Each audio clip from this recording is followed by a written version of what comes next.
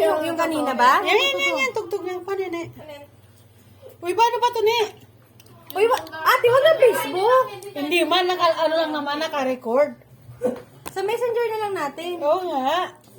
Paano ba ito, ne? Makikita ko ng mga cat-church namin sa Naman? Bicol. Hindi naman nga yan. Sa, para matutuwa siya. Si ate. Usog-usog siya. Bawal ba sa isla? Stop po na.